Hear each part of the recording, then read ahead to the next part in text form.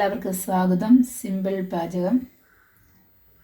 ഞാൻ ഇന്നിവിടെ ഉണ്ടാക്കാൻ പോകുന്നത് ഒരു മീൻ കട്ട്ലേറ്റ്, ഫിഷ് കട്ട്ലേറ്റ് അഥവാ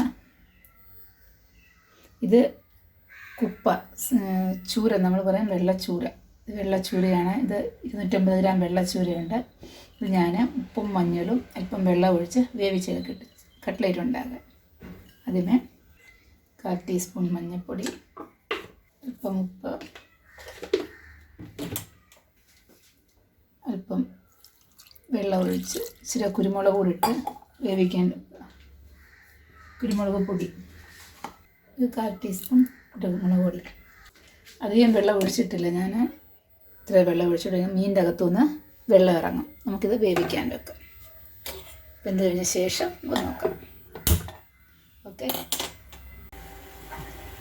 നമ്മുടെ മീൻ വെന്ത് റെഡിയായി. നമുക്കിത് ഒരു ഫോർക്ക് വെച്ചോ സ്പൂൺ വെച്ചോ നല്ലപോലെ പൊടിച്ചെടുക്കാം.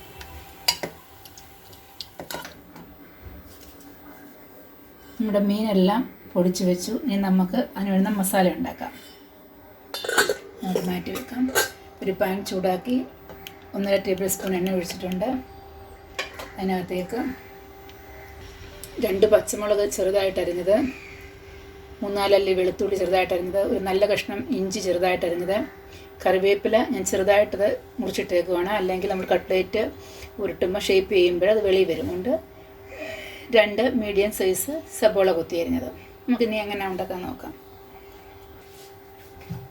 നമ്മൾ ഈ എണ്ണയ്ക്കകത്തേക്ക് 2 പച്ചമുളക് കൊത്തി അരിഞ്ഞത് ചേർക്കുന്നു. 3-4 അല്ലി വെളുത്തുള്ളി ചെറുതായിട്ട് അരിഞ്ഞത്, ഒരു കഷ്ണം ഇഞ്ചി കൊത്തി അരിഞ്ഞത്, കറിവേപ്പില ചെറുതായിട്ട് അരിഞ്ഞത്, സവോള 2 എണ്ണം മീഡിയം സൈസ് കൊത്തി അരിഞ്ഞത്. നമുക്കിതൊന്ന് വഴറ്റിയെടുക്കാം.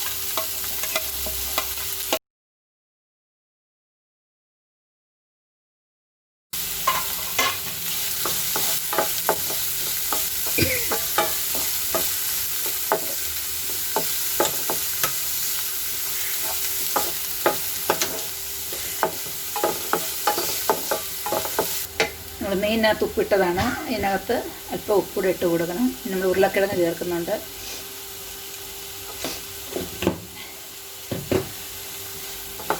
ഒന്ന് വാടി വന്നാൽ മതി, ഒത്തിരി അങ്ങ് വഴറ്റേണ്ട.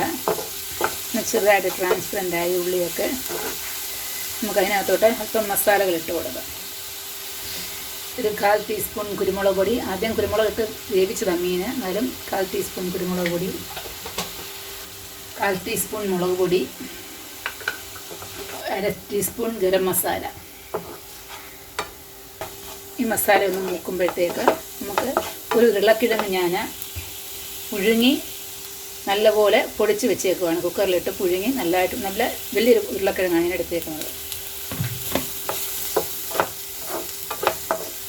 എരിവൊക്കെ ഓരോരുത്തരുടെ ഇഷ്ടാനുസരണം എരിവ് ഉപ്പൊക്കെ ചേർക്കാം.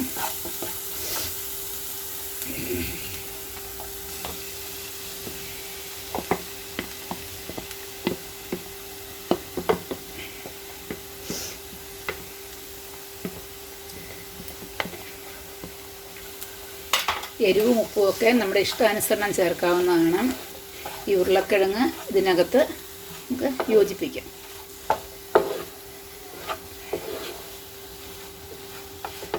ഉപ്പൊക്കെ നോക്കണം ഇടയ്ക്ക്. ഇനി മീനിനകത്ത് ഇടാനുണ്ട്.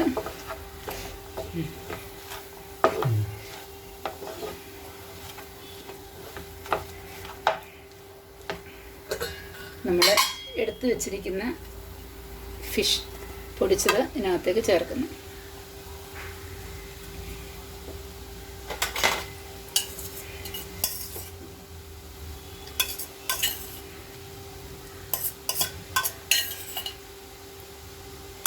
മസാലയൊക്കെ നമ്മുടെ ഇഷ്ടാനുസരണം ചേർക്കാവുന്നതാണ്. ഇത് നല്ലപോലെ യോജിപ്പിക്കുക.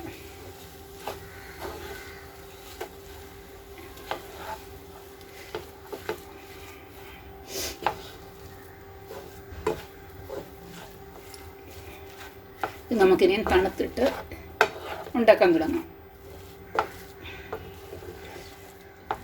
അങ്ങനെ നമ്മുടെ മീൻ മസാല എല്ലാം കൂടെ യോജിപ്പിച്ച് വെച്ചേക്കുവാണ്. നമുക്കിനി ഇത് ഷേപ്പ് കൊടുക്കാം. ഉപ്പും എല്ലാം നോക്കണം അവരവരുടെ ഇഷ്ടത്തിന്. വലുതായിട്ടോ ചെറുതായിട്ടോ നമ്മുടെ ഇഷ്ടത്തിന് ഷേപ്പ് ചെയ്യാം.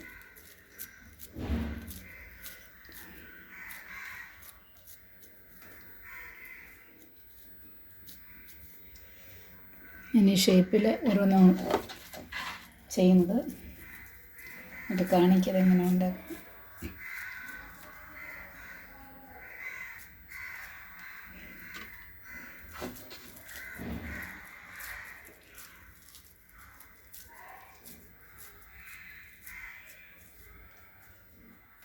ഇവിടെ ഞാൻ 2 മുട്ട അടിച്ച് അല്പം ഉപ്പ് അതിനകത്തിട്ടുണ്ട്, അടിച്ച് വെച്ചിട്ടുണ്ട്. നമുക്ക് ഈ ഉണ്ടാക്കി വെച്ചേക്കുന്ന കട്ട്ലേറ്റ് ഈ മുട്ടയെ മുക്കിയിട്ട് ഞാൻ ഇതിനകത്ത് 2 ബ്രെഡ് മിക്സിയിലിട്ട് നമ്മുടെ സാധാരണ വാങ്ങിക്കുന്ന ബ്രെഡ് നല്ലപോലെ പൊടിച്ച് വെച്ചതാണ്. അങ്ങനെ ബ്രെഡ് ക്രംസ് ഉണ്ടാക്കുന്നത്, ടോസ്റ്റ് ചെയ്തിട്ടൊന്നുമില്ല. ഞാൻ മുട്ടയെ മുക്കി ഇതിനകത്ത് ഞാൻ കാണിക്കാതെ അതിനാണ് ഡബ്ബയെ വെച്ചേക്കുന്നത്. ശരിക്കും എല്ലാ സൈഡും മുക്കിയിട്ട് നോക്കുക. നമ്മൾ കൈ ഇട്ട് ചെയ്യുമ്പം നമുക്ക് മുഴുവൻ നമ്മുടെ കയ്യെ പറ്റും. ഇങ്ങനെ ആകുമ്പം എല്ലാ വശത്തും പറ്റുകയും ചെയ്യും. ബ്രെഡ് പൊടി നഷ്ടപ്പെടത്തില്ല നമുക്ക്.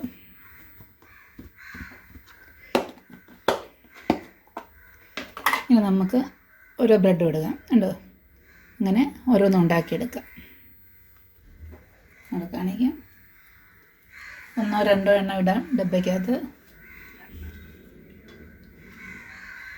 താഴെ ആകത്തില്ല ബ്രെഡ്, പൊടി നഷ്ടവും വരത്തില്ല.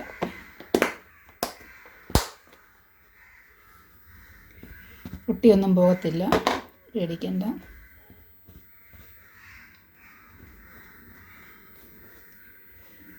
നല്ല ടൈറ്റുള്ളൊരു പാത്രം എടുത്താൽ മതി.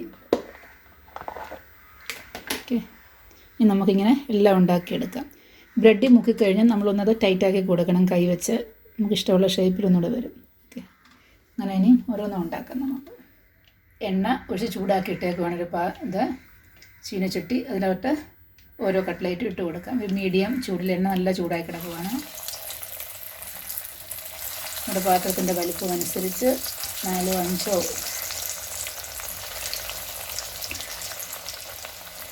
ബ്രെഡ് ക്രംസിലൊന്നും ആരും ഉണ്ടാക്കാതിരിക്കട്ടെ. അതിന് പകരം മൈദ കലക്കി നമുക്ക് 2 ടേബിൾ സ്പൂൺ മൈദ എടുത്ത്, ഒത്തിരി ലൂസുമാകരുത് കട്ടിയുമാകാതെ മീഡിയത്തിൽ കലക്കിയാലും നമുക്ക് ഇതുണ്ടാക്കാം. അല്ലെങ്കിൽ കോൺഫ്ലവർ ഉണ്ടെങ്കിലും ഈ സെയിം മെത്തേഡിൽ ഉണ്ടാക്കാവുന്നതാണ്. ബ്രെഡ് ക്രംസിലൊന്നും ആരും ഇതുണ്ടാക്കാതിരിക്കരുത്.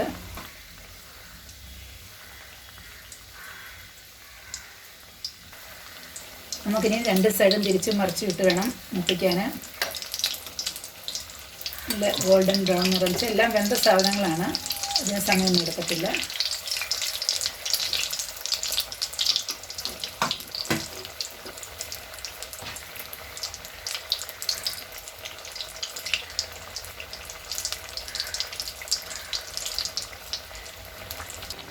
നമുക്കിനി മൂത്തൊന്ന് നോക്കാം. ഒന്നുകൂടെ തിരിച്ചിട്ട സൈഡ് ഒന്നും ഇടുവാണ്. മൂത്ത് കഴിഞ്ഞു. എളുപ്പം ഉണ്ടാക്കാൻ പറ്റാവുന്നതാണ്. നമുക്കത് ചപ്പാത്തിയുടെ കൂടോ ബ്രെഡും പത്തിരിയുടെ കൂടോ എന്തിൻ്റെ വേണമെങ്കിലും ഇത് തന്നെയായിട്ടാണെങ്കിലും കഴിക്കാം. ഈവനിങ് സ്നാക്സായിട്ടോ അല്ലെങ്കിൽ സ്റ്റാർട്ടറായിട്ടോ ഒരു പാർട്ടി വെക്കുകയാണെങ്കിൽ സ്റ്റാർട്ടറായിട്ടോ ഒക്കെ കൊടുക്കാം. അപ്പോൾ ഞങ്ങളിത് ബ്രെഡും കട്ട്ലേറ്റും വേണം കഴിക്കുന്നത്. അതിനോട് നല്ല സബോള അരിഞ്ഞിട്ട് ഞാൻ കാണിച്ചു തരാം. നമ്മുടെ കട്ട്ലേറ്റ് എല്ലാം റെഡിയായി. നമുക്ക് കോരിയെടുക്കാം.